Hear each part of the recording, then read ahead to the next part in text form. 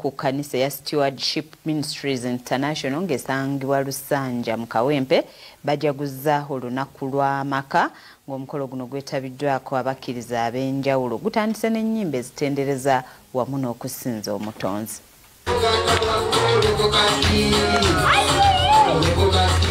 Bw'abadde abuulira mu kusaba kw'olwaleero omulabirizi Jeremiah Bisoboka asabye abakkiriza baleme kutiisibwatiisibwa mbeere balumba n'abasaba banywerere ku Kristo kuba teri mulaba asobola kuwangula mukkiriza.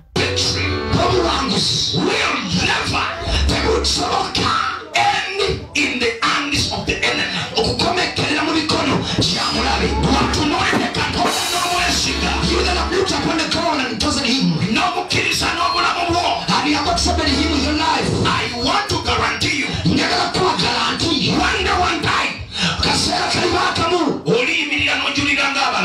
Alaze obulabe Sitaani w'alina mu kubuzaabuza abantu ng'abajja ku mulamwa n'ategeeza nti Katonda okukyusa abantu be teyeetaaga kutandika na kibiina kinene wabula atandika n'abatono abamukkiriza.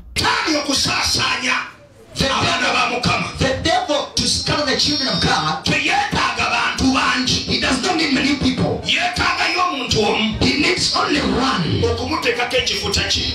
To anoint him is devilish anointing. Katonda ng'anakyusa ekibuga. Even though to God if he chooses a community. Teyeetaaga bantu bangi. He does not need. Ayogedde ku makulu g'olunaku luno eri ekkanisa n'asaba abantu obutagayaalirira maka kuba ekkanisa eyasooka era y'ensibuko ya buli bantu bonna. Family twetaaga kujja eri Katonda kuba Katonda nga n'akyusa ekibuga oba nga n'akyusa family era mu family omwo mwetaaga okusitula omuntu nga bw'olaba Gideoni. Katonda yasitula Gideoni okununula family yeewaabwe.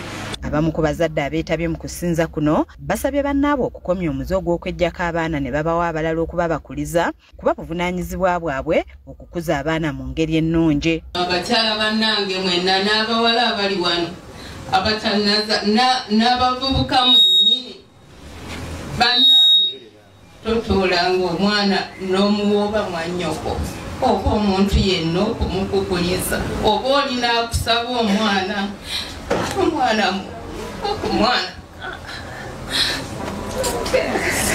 Omukadde w'ekkanisa eno w'abakyala nga yenna Makula Mmire awadde abakkiriza amagezi aganaabayambako mu kutambuza obulungi amaka gaabwe. Nke n'abakyala nti buli wofuna obutakkaanya n'omwami wo toyina genda teri mukwano gwo n'omukola ki n'omunyumiza ekyabadde wakati wo n'omwami wo wabula olina tekudda eri Mukama yamukola ki eyamukuwa.